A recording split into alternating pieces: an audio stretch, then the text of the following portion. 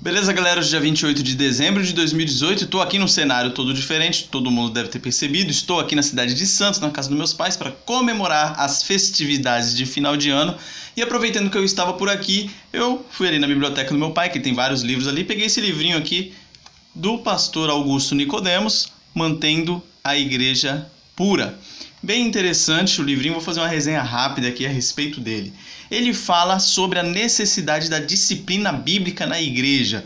Para quem acompanha o canal há um tempo sabe que eu sou membro da Igreja Presbiteriana do Brasil e lá nós temos um processo de disciplina. Não sei se é o mesmo processo, não sei se todas as igrejas seguem a mesma doutrina, mas baseado na Igreja Presbiteriana na qual eu conheço, nós temos lá um processo de disciplina bíblica. Ou seja, quando um cidadão lá, um membro, comete algum pecado público que chega a ser de conhecimento de todos, há a necessidade dele passar por um processo de disciplina, que aí vai resultar em algumas penalidades.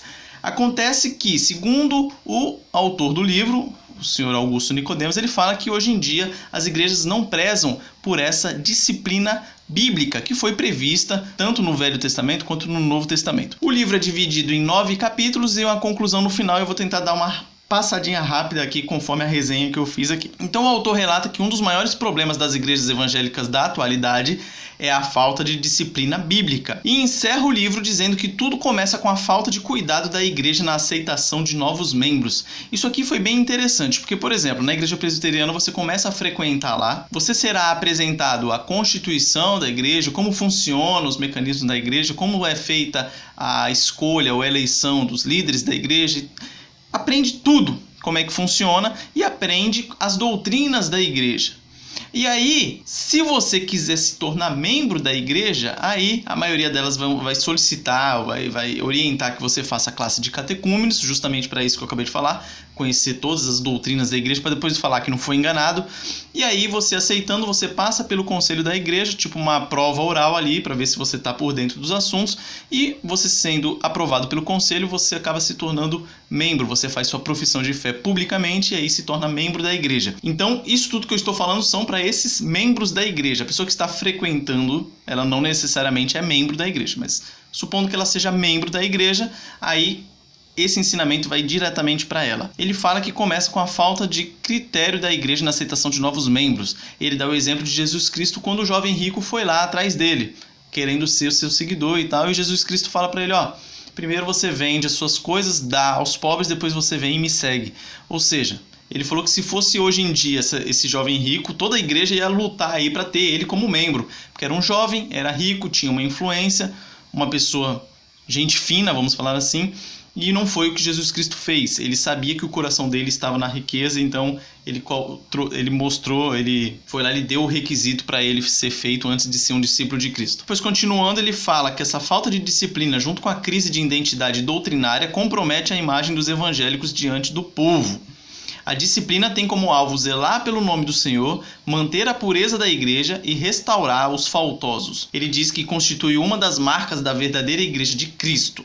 Como eu já falei, o livro foi dividido em 9 capítulos, eu vou dar uma pincelada aqui em cada um deles. Primeiro capítulo ele vai falar o seguinte, as causas da impunidade. E ele fala que a impunidade presente na nossa sociedade acaba refletindo na igreja, fazendo com que as pessoas se tornem tolerantes a crimes e pecados. Você vê isso acontecer muito na nossa sociedade atual, em que é tolerado e às vezes até incentivado condutas pecadoras e condutas criminosas, inclusive. Tipo aquele, sabe que é uma conduta criminosa, mas todo mundo faz, eu vou fazer também. Sei lá, um gato aqui, um furtinho ali e tal, coisas desse tipo. Muitos alegam que os líderes da igreja, por serem pecadores, não podem julgar, mas o fato dos líderes serem pecadores não anula o fato que eles são responsáveis pelo rebanho, pela supervisão das almas e pelo governo espiritual sobre elas. Se essa cultura não mudar, teremos uma geração de cristãos irresponsáveis, eu acredito que já temos, né? Que não se sujeitam a ninguém e que não percebem a seriedade e gravidade do pecado e suas consequências na vida dos discípulos de Cristo. Entrando no segundo capítulo, ele vai falar da necessidade de prestarmos contas. O pensamento individualista que domina nossa cultura invadiu as igrejas evangélicas, criando a ideia de que a fé é algo individual e que os que creem não têm que dar contas de sua fé e de suas obras a ninguém. Eu vou deixar aqui a foto aqui que eu tirei aqui da página 17 e 18 para você ver as referências bíblicas e aí Caso você tenha curiosidade a respeito disso, procure lá nas referências bíblicas. Capítulo 3. Quem deve ser disciplinado na igreja? Ele fala que todos. Pecados públicos que envolvem outras pessoas, mancham o nome de Cristo e envergonham a igreja devem passar pelo processo bíblico da disciplina. Lembrando que pecados individuais são tratados entre a pessoa e Cristo. Não tem como você punir o pensamento do indivíduo. Em capítulo 4. A necessidade de disciplina. Temos na Bíblia diversos exemplos da aplicação da disciplina. Dois exemplos que ele cita aqui é a respeito de Acã e de Davi. Ambos reconheceram seus pecados, pediram perdão pelos seus pecados, mas mesmo assim foram disciplinados. Acã pela morte e Davi pela morte do seu filho. E eu vou deixar duas referências aí que ele também cita no livro, que é Mateus, capítulo 18, versículos 15 a 20, que é Jesus Cristo ensinando o processo de disciplina, e 1 Coríntios, capítulo 5, versículos 1 a 5. Capítulo 5. O padrão para a disciplina. Ele usa como texto de referência Hebreus, capítulo 12, versículos 4 a 13. E ele fala que o amor e a disciplina estão intimamente ligados. Em determinado momento ele cita a respeito daquela frase bíblica, aquele texto bíblico, na verdade, que fala: não julgueis para não ser julgados. Ele fala que isso Jesus estava ensinando, que as pessoas não poderiam utilizar o julgamento hipócrita. Julgava o outro sem ver os seus problemas. Mas tem várias referências bíblicas que você tem sim que julgar o outro, ensinar o outro e andar juntos aí. E ele fala essa coisa muito importante, que o amor e a disciplina devem estar juntos. Na Bíblia você também encontra vários textos que falam a respeito disso, que Deus corrige a quem ama, Deus disciplina a quem ama. O que não pode ter é uma disciplina totalmente revanchista ou vingativa, vamos falar assim. O amor e a disciplina têm que andar juntas. Capítulo 6. Os propósitos da disciplina. Restaurar e reconciliar o pecador, manter a pureza da igreja e impedir que o pecado se espalhe. A respeito do pecado se espalhando, ele fala que frequentemente o pecado é comparado com o fermento. E o fermento é justamente algo que, se você colocar na massa, vai contaminar a massa inteira. Então, o pecado não tratado vai acabar se espalhando. A igreja ser composta por pecadores não é motivo para nos impedir de buscar e lutar pela pureza, como indivíduos e como igreja. É importante também para que o pecado não se espalhe e para que os outros temam. Isso aqui é bem interessante. Qualquer dia eu vou fazer um vídeo falando a respeito desse ensino com a nossa cultura criminal normal aí.